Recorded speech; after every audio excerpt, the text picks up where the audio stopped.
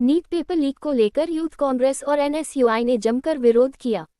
मूर्ति और कलश लेकर कलेक्टर ऑफिस जाने से पहले उमरा पुलिस ने कार्यकर्ताओं को हिरासत में ले लिया। प्रदर्शन के दौरान कांग्रेस कार्यकर्ताओं और पुलिस के बीच लड़ाई हो गई।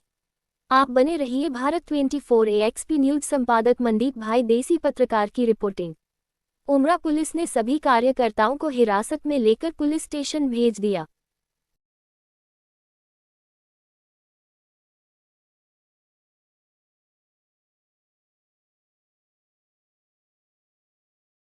माजिद पटेल सूरत एनएसयूआई प्रमुख।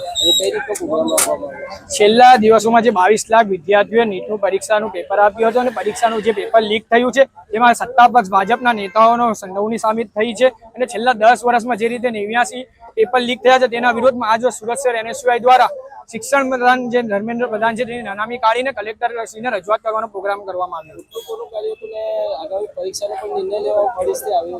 છેલ્લા જે પેપર લીક થયું છે તેના માટે શિક્ષણ પ્રધાન જવાબદાર છે। શિક્ષણ મંત્રીએ જ્યારે મીડિયાએ સવાલ પૂછ્યો તો તે જવાબ આપવા માટે તૈયાર નથી। તેને લઈને આજ શિક્ષણ મંત્રી જે છે તેમની નાનામી કાઢવામાં આવી હતી અને અમે પ્રધાનમંત્રીને પણ પૂછવા માંગીએ છીએ, તમે જ્યારે મનની વાત કરતા હોય, પરીક્ષા પર ચર્ચા કરતા હોય તો જ્યારે પેપર લીક થાય છે, 22 લાખ વિદ્યાર્થીઓનો સવાલ છે, ત્યારે તમે પેપર લીક પર કેમ ચર્ચા નથી કરતા? એને લઈને જો વિદ્યાર્થીઓને ન્યાય નહીં મળશે તો આવનારા દિવસોમાં સુરત એનએસયુઆઈ અંતિ વધારે વિરોધ પ્રદર્શન કરશે।